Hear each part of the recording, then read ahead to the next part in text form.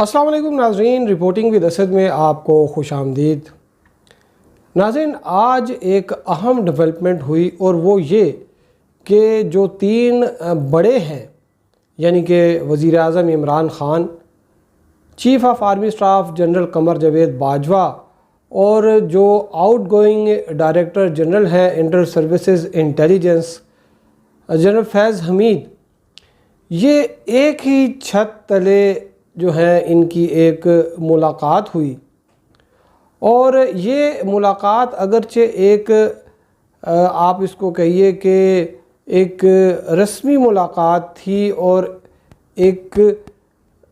Official एक briefing अगर इसको आप कहें कि ये वो थी, लेकिन मौजूदा तनाज़र में इसकी अहमियत इस वजह से है कि जो एक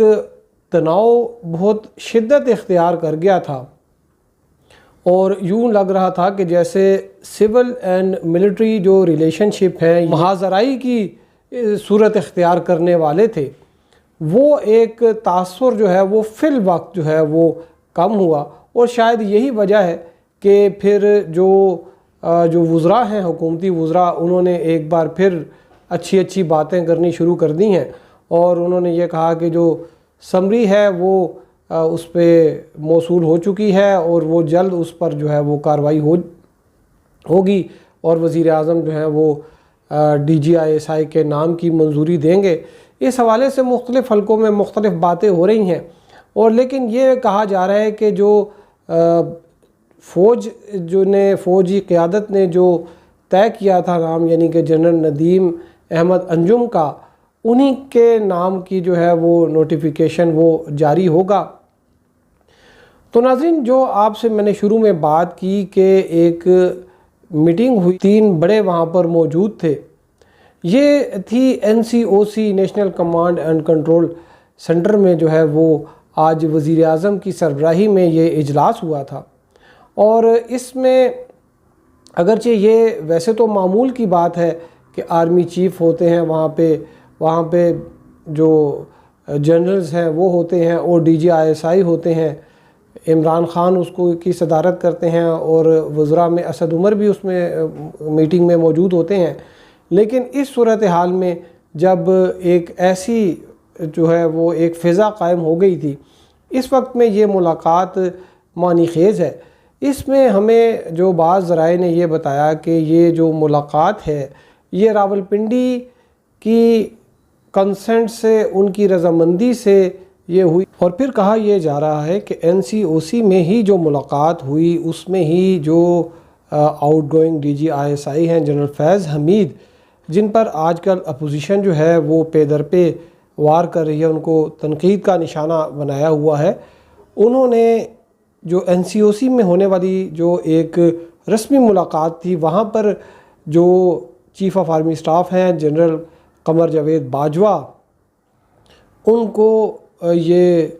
दावत दी कि वो ISI हेडक्वार्टर का दौरा करें। इस मौके पर ये जो मुलाकात हुई है और जो ये जनरल कमर जावेद बाजवा जो हैं उनका दौरा ISI हेडक्वार्टर्स का, इससे ये जो है वो ज़ाहिर होता है कि अब जो सिविल जो सेटअप है, यानी कि जो वज़ीर आज़म इमरान ख़ान हैं, जिनका तकिया था जनरल फैज़ हमीद पर, अब इस मुलाकात से और ये जो दौरा हुआ है ISI हेडक्वार्टर्स का, इससे ये चीज़ भी जो है ये एक पैगाम दिया गया कि जो जनरल फैज़ हमीद हैं वो भी पूरी तरह से जो फ़ौजी क़यादत है वो उसके साथ है। 6 अक्टूबर से पहले के जो मामलात थे वो कुछ और थे, जब दोनों इदारे एक पेज पर थे, लेकिन अभी तो वो पेज जो है उसके तो पर खच्चे उड़ गए, इससे बखरे हो गए उस पेज के। तो ऐसे मौके पर ये मुलाकात हुई है और अगरचे उसके बाद एक प्रेस रिलीज़ जारी हुई NCOC की जानिब से, जिसमें ये भी जो है बताया गया कि बहुत अच्छे मामलात चल रहे हैं कोरोना की वबा के हवाले से और दीगर उस पर भी जो इसी तरह के प्रोफेशनल उमूर थे वो डिस्कस किए गए। लेकिन यहाँ पर सलाम दुआ भी हुई तीनों बड़ों की। اگر آپ اس کی ویڈیو اگر آپ یہ دیکھیں تو اس میں آپ کو نظر آ سکتا ہے کہ وہاں پر کیسی فضا تھی۔ اس میں میری جو بعض سینئر لوگ ہیں ان سے جو بات چیت ہوئی تو ان کا یہ خیال تھا کہ وزیر اعظم جو ہیں وہ اس میں جس طرح سے وہ ایک بڑے پرجوش انداز میں بیٹھے ہوتے ہیں تو وہ ان کا جو ہے وہ لگ رہا تھا کہ he was not an as, یا وہ تھوڑے بے چین لگ رہے تھے۔ اور اس میں اگر آپ دیکھیں تو جو آرمی چیف ہیں وہ جو ہے وہ جب بات کر رہے ہیں تو وہ ان کے چہرے بھی جو ہے وہ تاثرات جو ہیں وہ ویسے وہ تو معمول کے مطابق ہی جیسے ہوتے ہیں وہی نظر آ رہے ہیں، لیکن اس میں جو جنرل فیض حمید ہیں ان کو یہ جو فوٹیج ایشو کی تھی اس میں بولتے نہیں دکھایا گیا، لیکن وہ بھی اس طرح سے جس طرح وہ انرجیٹک ہوتے ہیں ویسی انرجی ان میں ابھی اس فوٹیج میں ہمیں نظر نہیں آئی۔ تو یہ جو آج میٹنگ ہوئی ہے اس کے بعد پھر شام کو ایک جو ہے وہ پھر سے ذرائع سے خبریں چلنا شروع ہو گئیں کہ سمری جو ہے وہ بس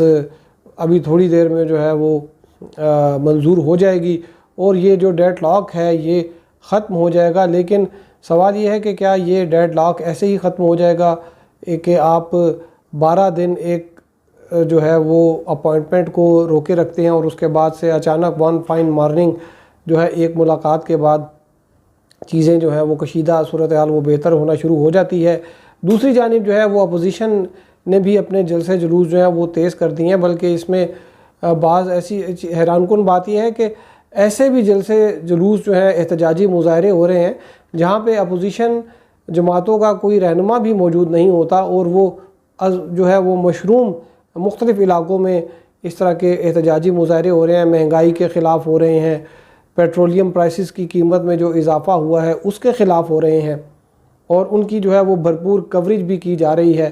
اور اب جو ہے وہ یہ بھی کہا جا رہا ہے کہ میڈیا اور جو کورٹس ہیں وہاں پر جس طرح سے ان کو کنسیشن مل رہی تھی موجودہ حکومت کو، شاید اب وہ کنسیشن بھی جو ہے وہ ختم ہو گئی ہے، اور اب جو ہے یہ ویسے ان کا حکومت کا بھی جو ہے وہ تقریباً 1.5 سال رہ گیا ہے، تو اس 1.5 سال میں شاید ان کو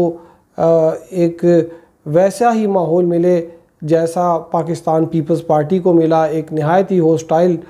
انوائرمنٹ تھا جس میں